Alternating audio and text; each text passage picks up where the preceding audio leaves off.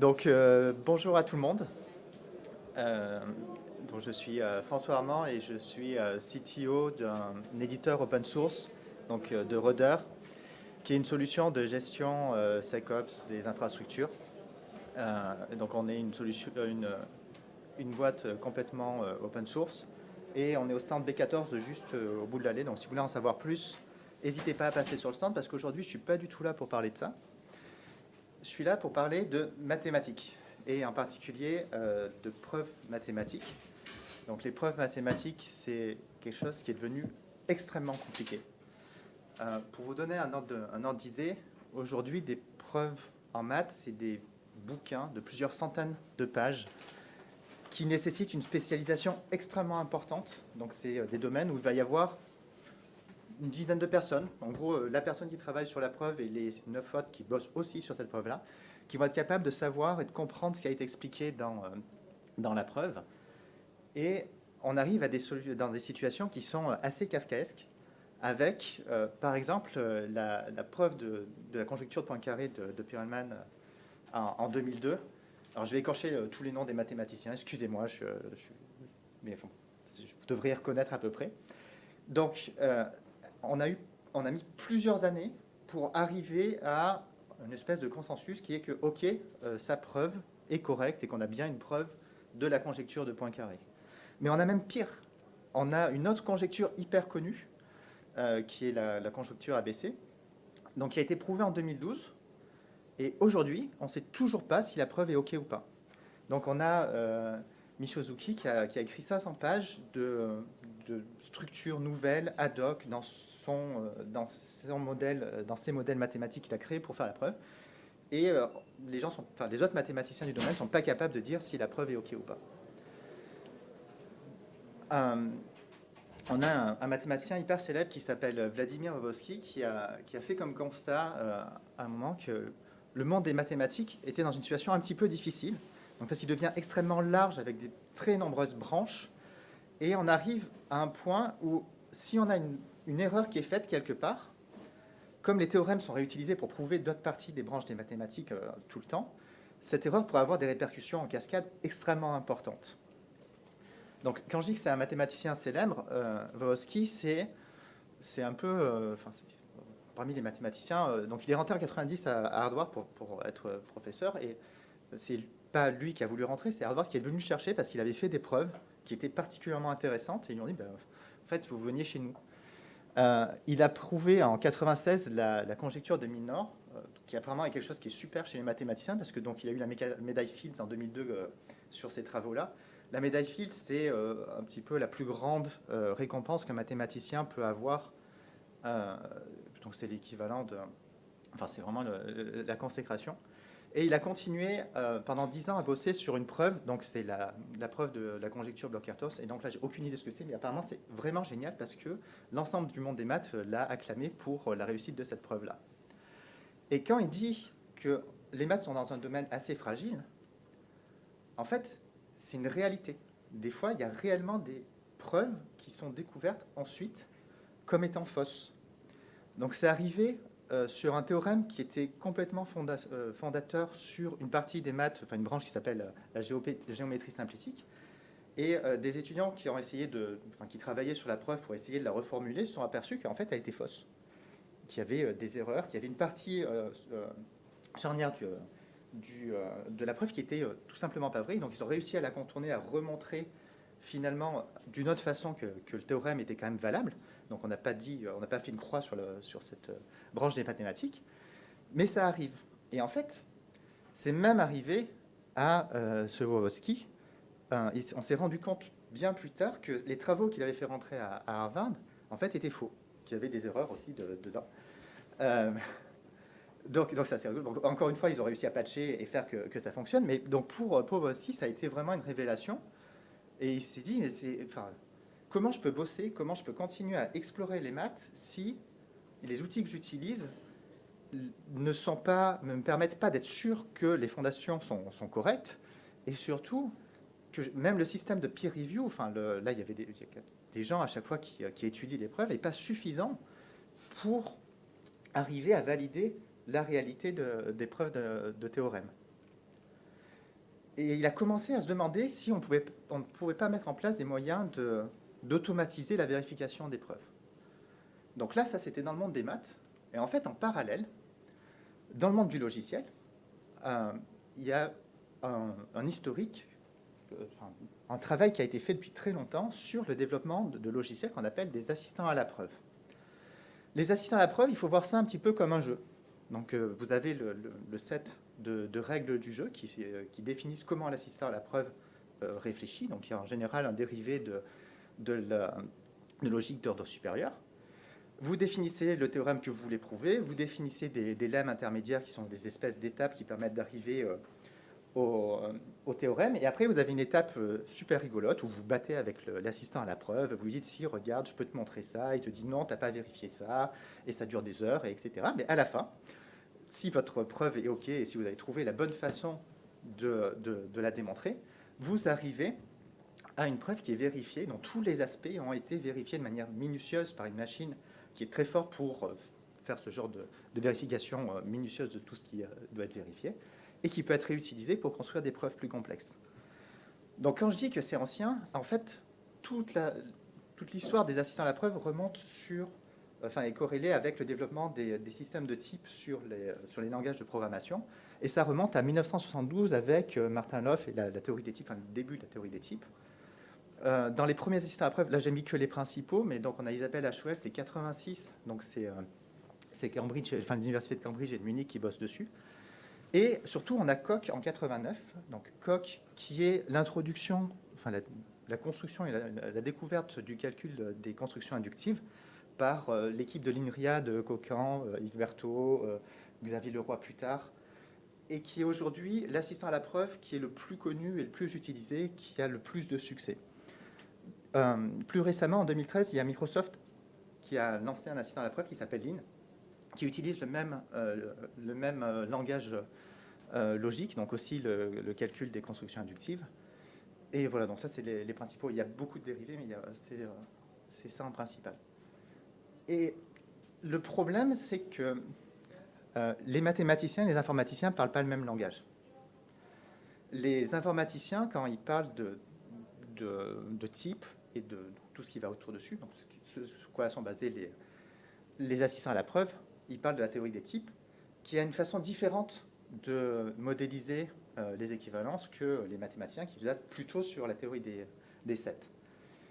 Et donc, Wojcicki, qui poursuit son idée de se dire, mais ok, comment on fait pour solidifier les maths, il va passer 7 ans à essayer de réconcilier les deux, à faire une version de la théorie des types qui soit plus utilisable pour les mathématiciens, et il va se dire, je vais reconstruire les maths à partir de cette nouvelle type. Alors c'est le homotopie type théorie. Je vais le dire qu'une fois maintenant, je vais dire hot, parce que c'est trop dur à dire.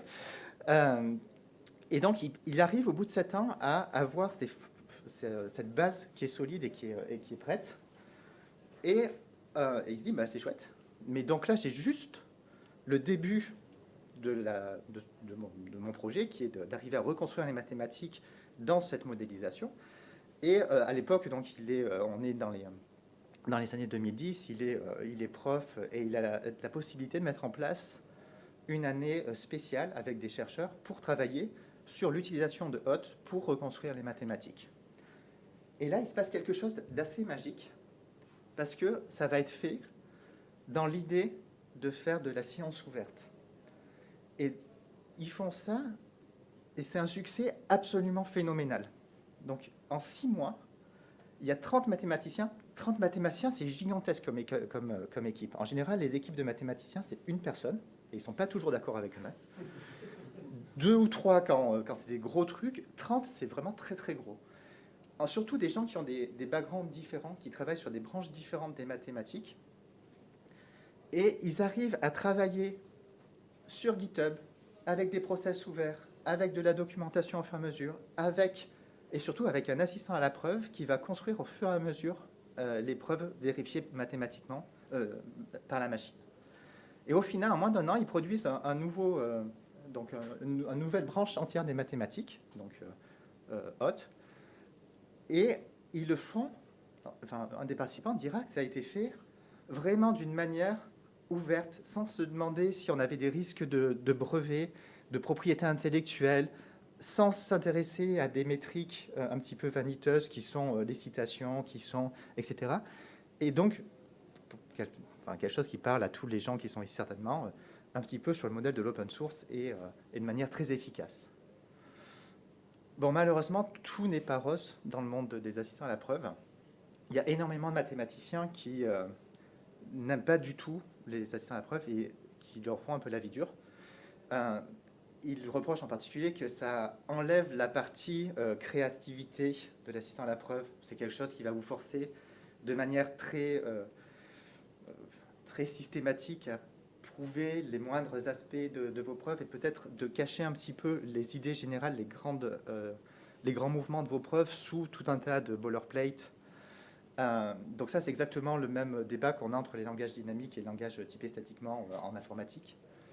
Et en plus, après l'année 2012-2013 où HOT a été fait, donc le projet s'est scindé en deux avec Unimath, qui était l'idée de Wojcicki de refaire toutes les maths à partir de HOT.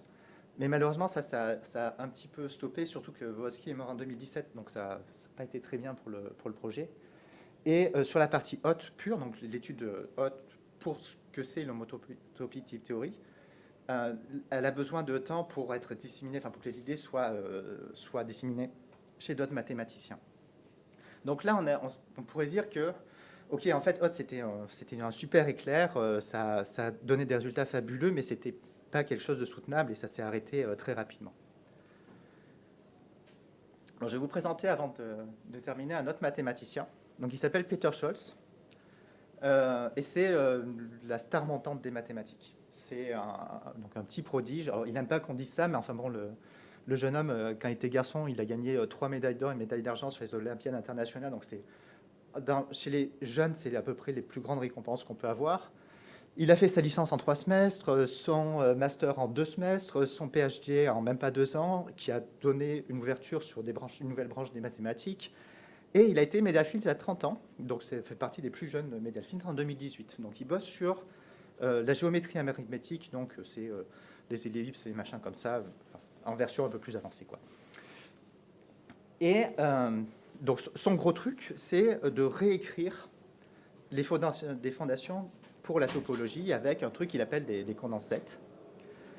Et en 2019, donc, il est en train de travailler sur une preuve d'un théorème qui est central, qui essaye de dire que ce qu'on utilisait avant comme modélisation de topologie est portable, enfin est transposable dans sa nouvelle théorie, ce qui lui éviterait quand même de tout refaire.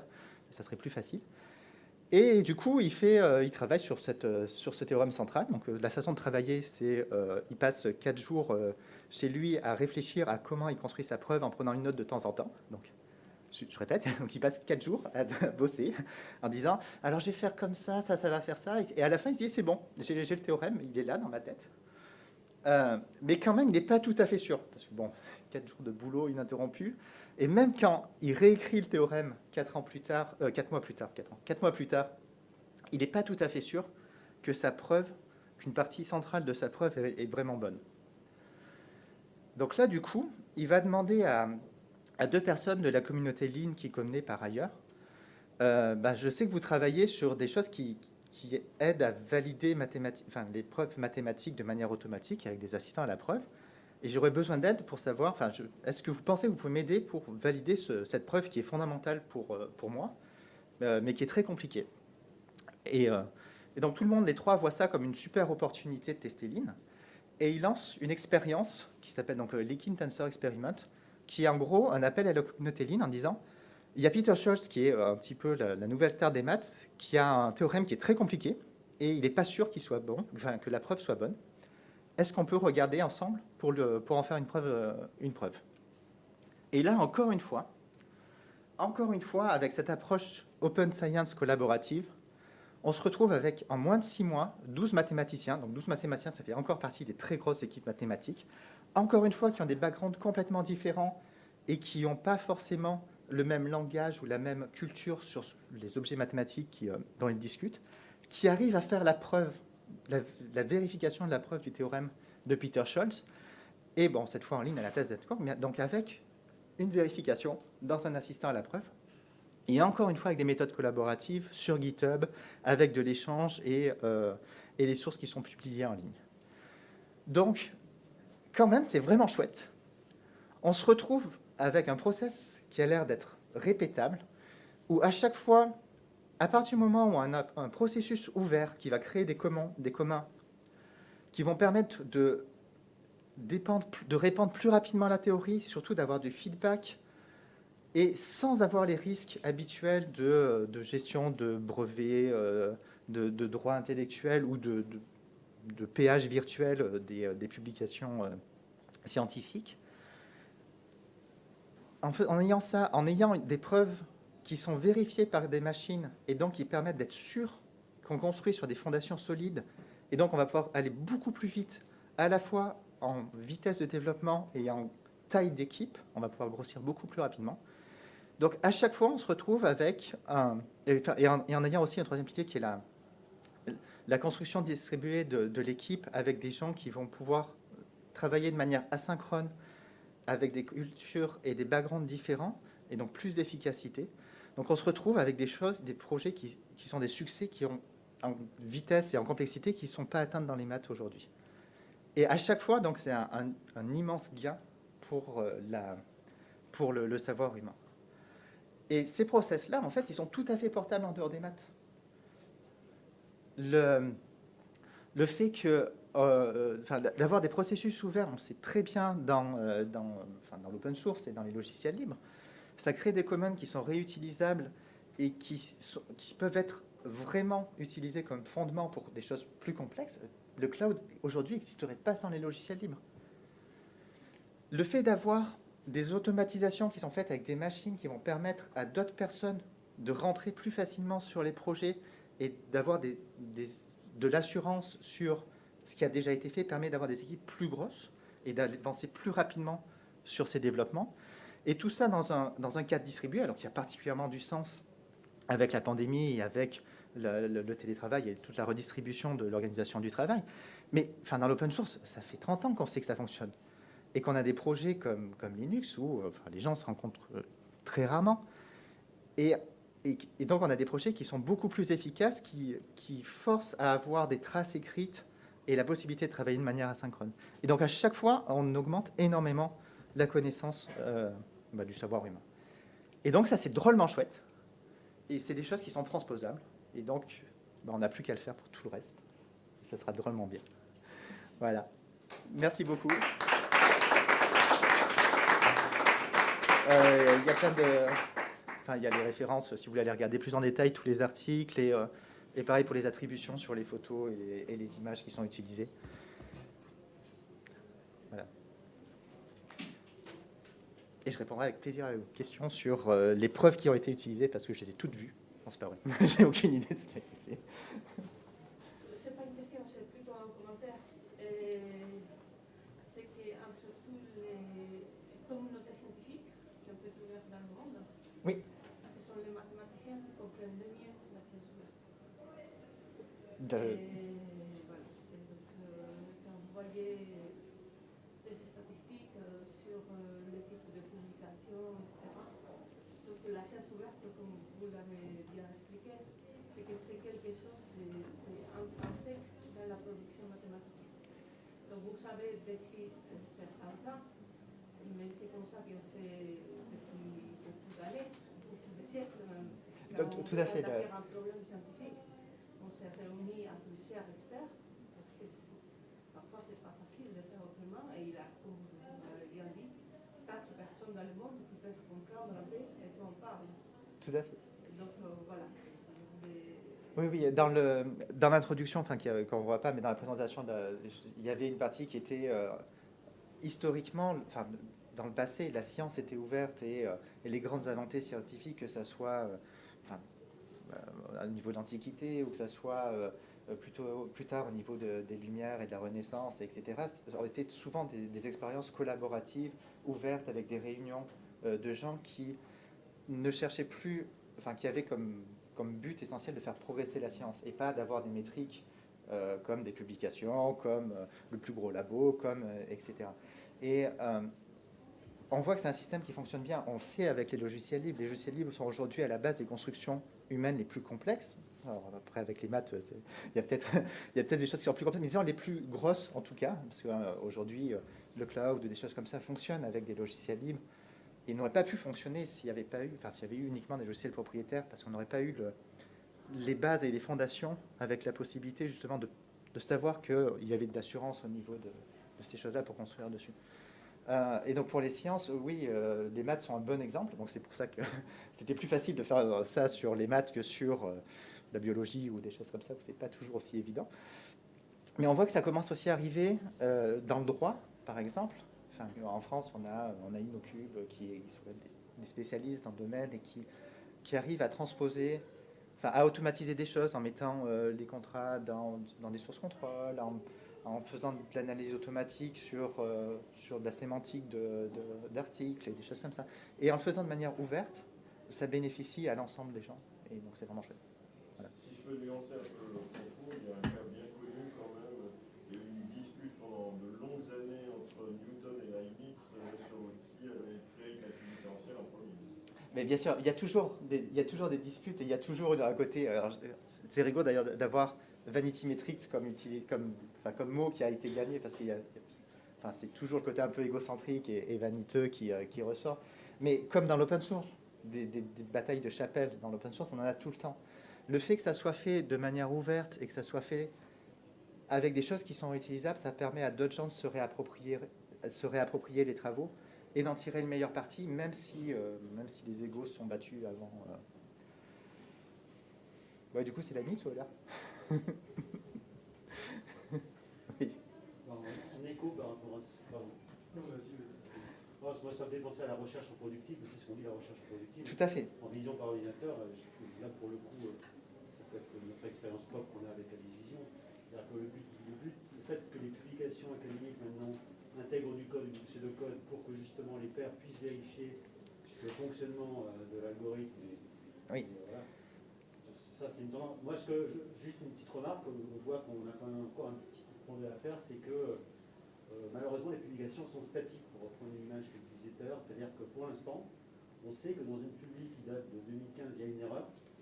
Tout le monde le sait, il n'y a pas le même dynamisme qu'il y a dans un GitHub, où là, le code, lui, est dynamique. Ouais, alors en fait, souvent, le GitHub se substitue à la publication pour justement mettre à jour ce qui a été publié, pour avoir justement quelque chose qui est vérifiable.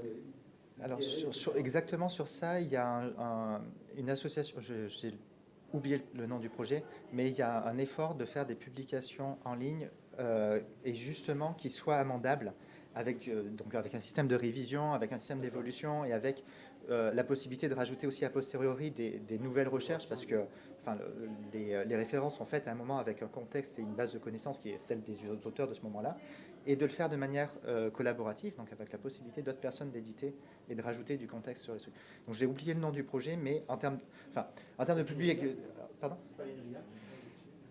Non, je crois que c'est un truc indépendant. Enfin, je sais pas, peut-être tu liras fait bosse aussi là-dessus et ça serait vraiment chouette, mais celui que j'ai en tête, c'était pas ça. De toute façon, il y a vraiment beaucoup d'améliorations possibles sur la façon dont la publication scientifique fonctionne aujourd'hui. Et je pense, à part les gens les actionnaires de Elsevier, de n'importe quelle publication, à part eux, il n'y a pas grand monde qui sont satisfaits de ça et on pourrait nettement améliorer les choses. Et l'open science peut être une bonne voie, quoi. Juste une petite question, il y a deux solutions logicielles, COP et LIN, qui ont l'air d'exister. Pourquoi au final il y en a deux? Est-ce que les deux ont un intérêt ou est-ce que c'est les gens qui ont cru refaire mieux ce qui existait? Alors il y en a plein, il y en a beaucoup plus que ça. Là j'ai mis les principales. Et en fait il y a plein de nuances dans ce qui est fait. Là on est vraiment au monde des assistants à la preuve, donc dans les logiciels où il y a une partie interactive, où vous mettez un but à atteindre, et le logiciel il dit tiens j'ai réussi à arriver à te prouver ça mais je suis pas sûr, donc tu lui mets un lemme en disant ok je vais le prouver avant, utilise ça et tu discutes pendant des jours et des jours, pour en avoir fait des fois c'est un peu fastidieux mais c'est aussi le côté intéressant qui permet de dire ah ben mince j'avais pas pensé à cet aspect là du tout de la preuve. Donc les principaux c'est ceux-là mais il y en a vraiment beaucoup d'autres, c'est les principaux en termes de succès et comme en particulier a eu un essor qui est vraiment très important, et c'est le logiciel qui a les plus beaux succès. Donc, par exemple, encore récemment, donc l'équipe de Xavier Leroy qui travaillait sur un logiciel, sur une preuve qui s'appelle Concert, qui est une preuve du langage C, de compilateur C. C'est des travaux qui sont très récents et qui sont assez récents. Pourquoi Microsoft l'a refait? La grosse différence, donc ils prennent la même base, donc le même cœur logique, le même ensemble de règles, mais Microsoft, ils vont avoir un environnement qui est beaucoup plus intégré, là où dans Flock, donc ça remonte à 89, mais en gros c'est du Emacs et version un peu roots de ce qu'on pourrait imaginer d'interaction, de développement par rapport à ce qu'on fait aujourd'hui. Microsoft a voulu avoir... Alors déjà, ils ont c'est Microsoft Research, hein, c'est pas ceux qui font Windows, etc. Donc, ils ont des équipes qui s'intéressent à la partie preuve de calcul, d'assistance à la preuve pour des problématiques internes. Et ils voulaient fournir une expérience différente. Et puis, j'imagine qu'ils avaient un intérêt... j'en sais rien, soit pour faire venir des chercheurs chez eux, soit pour... quelles que soient les motivations des grosses boîtes à faire de l'open source, à faire Lean. Pourquoi il y en a plein? Parce que chaque chercheur a son idée de comment ça devrait être fait exactement, et même s'il y a l'air d'avoir une espèce de consensus sur le fait que le calcul des inductions constructives, de construction inductive est la bonne base pour faire des preuves, des assistances à la preuve, après de la façon dont c'est implémenté, chacun voit midi à sa porte, quoi.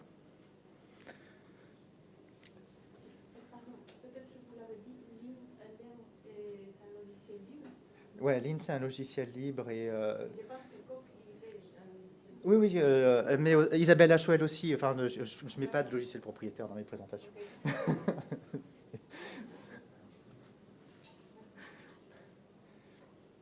Et en fait, ça va même au-delà du logiciel. Donc pour Coq, il y a des communautés entières qui échangent des preuves. Et pour Lean, c'est pareil. Microsoft a donné beaucoup d'infrastructures et de cadres en plus. Donc là, c'était plus en mode recherche scientifique avec des échanges entre équipes, etc. Là, il y a un chat qui est fourni par Microsoft avec un dépôt pour les sources, avec, etc. Donc c'est beaucoup plus cadré, mode grosse entreprise. Mais ces choses-là, les infrastructures ne sont pas libres, mais leurs accès sont libres. La plupart du code qui est développé est aussi développé sous licence ouverte.